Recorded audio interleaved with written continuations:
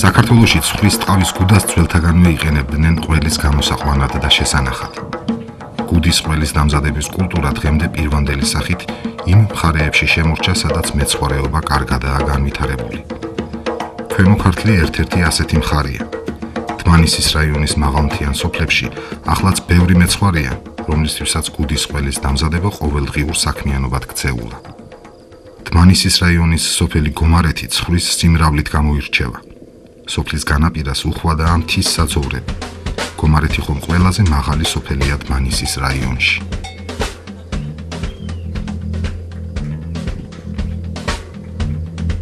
გომარეთელი ტარიელ მუჯირიშვილი წინაპართან მსგავსად ახლაც ამზადებს გუდასა და გუდის ყველს. ოსტატი ცხვარს 4-ში ამოიღებს, ნედლ ტყავს მარილს მოაყრის და დაკეცილს შეინახავს. 3 დღის შემდეგ ტყავს გახსნიან და დაჭიმავენ. ყველისთვის მხოლოდ ცხვრის ტყავის გუდა გამოიყენება. საერთოდ კი გუდა თხის ან ხბოს ტყავისგანაც შეიძლება დამზადდეს. წინათ გუდამ გზავრის პარკი იყო, რომელსაც ჩვეულებრივ ზურგზე ან მხარზე გადაიკიდებდნენ. მასში საგზალი ან სხვადასხვა ნივთიერება. თხის ტყავის გუდას შიგნიდან უკუპრავდნენ და საღვინედ იყენებდნენ. მას ტიკი ერქვა. ძველად გუდით გადაჰქონდათ აგრეთვე წყალი, ზეთი, თაფლი, ტკბილი და სხვა. გუდას პირვანდელი დანიშნულებით დღეს მხოლოდ ყველისთვის იყენებენ. იგი შეუცვლელი აღმოჩნდა საშინაო პირობებში ყველის დასამზადებლად. გუდაში ყველი კარგად მწიფდება და დიდხანს ინახება. ორ კაპა ჯოხზე წამოცმულ ტყავს მეცხვარე ერთი კვირით ჩამოკიდებს გასახმობად. უნალექო ამინდში ტყავი კარგად გამოშრება. შეავსაკაძე.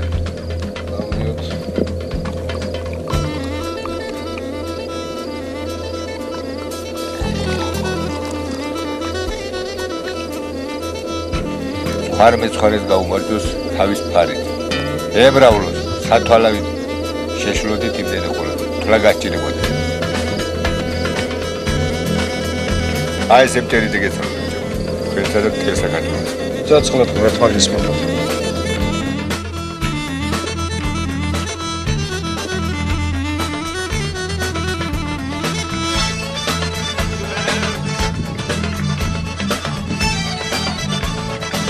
ერთი კვირის შემდეგ მეცხვარე ტყავს ჩამოხსნის და ყველის ჩასადებად გუდის მომზადებას შეუდგება.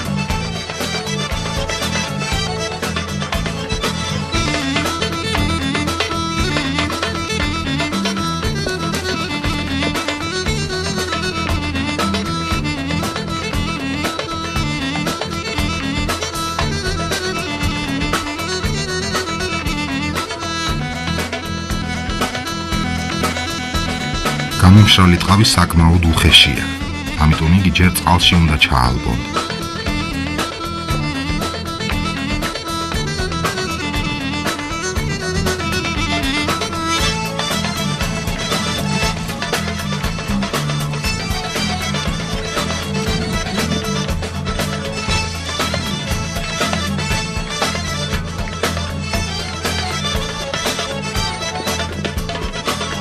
დარბილებულ ტყავს დუქარდით მატყლს მოაჭრიან. ცოტაოდენი მატყლი დაახლოებით 3-5 სანტიმეტრის სიგრძისა ტყავზე უნდა დარჩეს. სწორედ მატყლი უზრუნველყოფს გუდაში მუდმივ ტემპერატურასა და ტენიანობას, რაც ასე აუცილებელია ყველისათვის.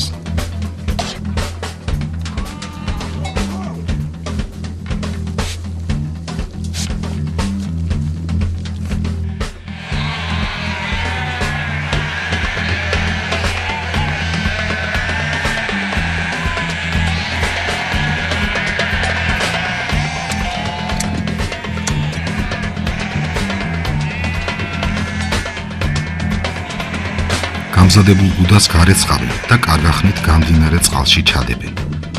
მას ნაკადულიდან მხოლოდ მაშინ ამოიღებენ, როცა ყველი უკვე მზადაა. ყველი წყლით გაჟღენთილ გუდაში უნდა მოთავსდეს.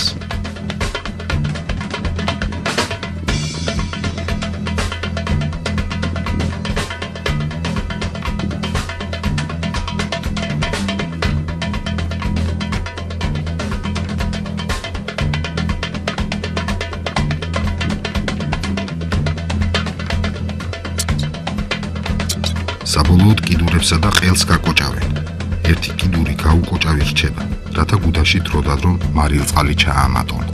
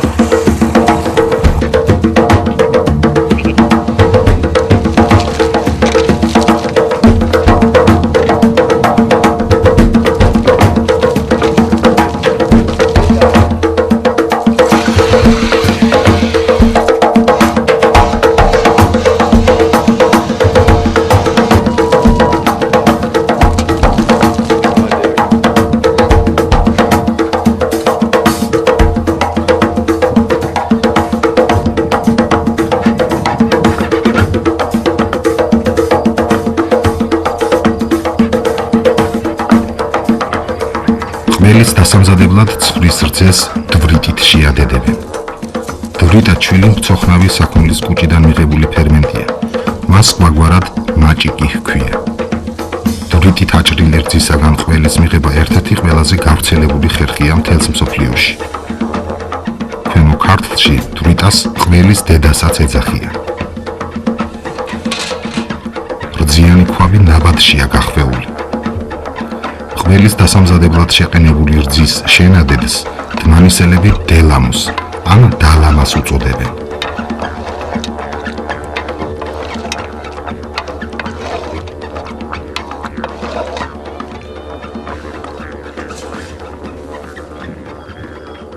დელამოს ჯოხით დაჭრიან, თბილ წყალს დაამატებენ და მოურებენ.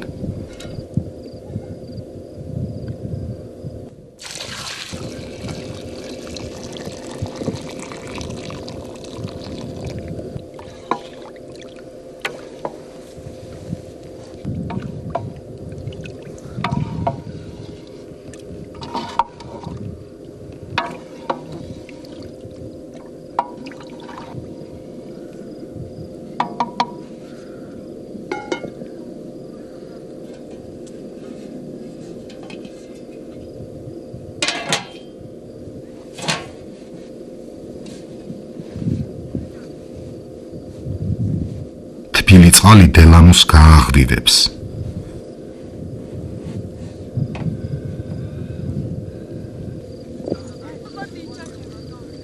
ქვაბში თანდათან განირჩევა შრატი და ყველის მარცვლები.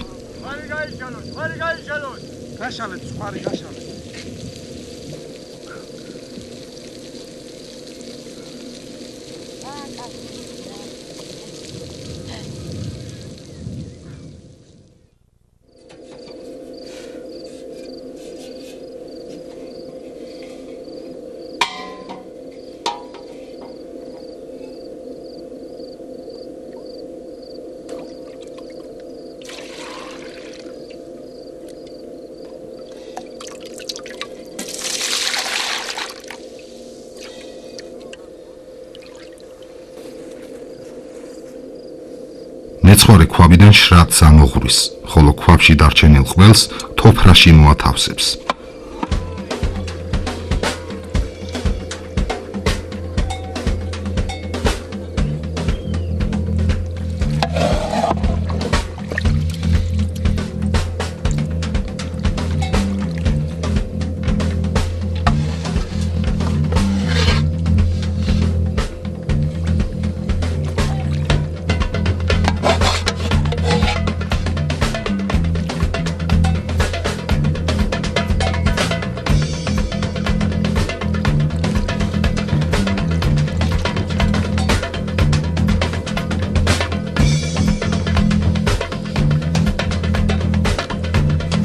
თოფრას ყელი მაგრად უნდა გადაეჭიროს. ასე ყველი შრატისაგან იწურება და იწნიხება. გარდა ამისა, ცხვრის ყველი საკმაოდ დიდი ზომისა უნდა იყოს, რათა საკუთარი წონის ზემოქმედებითაც დაიწნიხოს.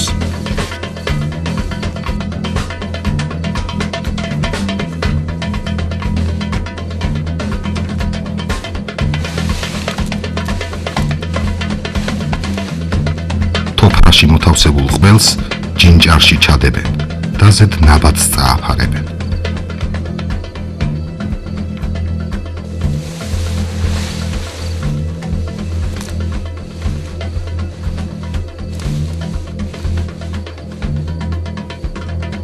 ყველს ერთი დღეღამით დატოვებენ ჯინჯარში.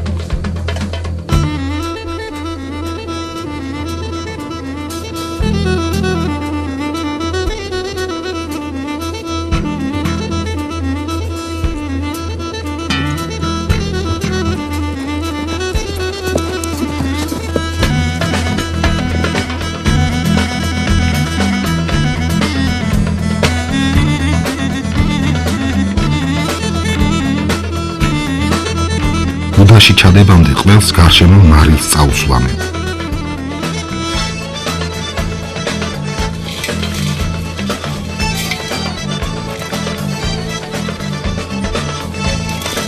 ერთ ბუდაში 2-3 თავი ყველი ეტევა.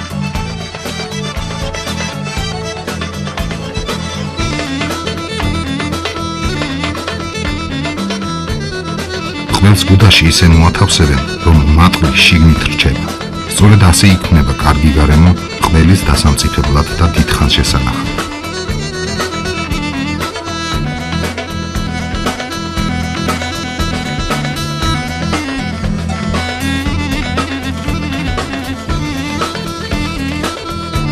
ბუდა ტემპერატურასა და მუდმივ ტენიანობას ინარჩუნებს. მასში ყველი თავისთავად გამოჰყოფს მარილ წყალს. ბუდას შინ თაროზე შემოდებენ. ბუდის ყველის შენახვას ცოდნა სჭირდება. თაროზე შემოდებულ ბუდას დროდადრო გადაატრიალებენ და საჭიროების შემთხვევაში მასში გამოზონილ მარილ წყალს ჩაამატებენ.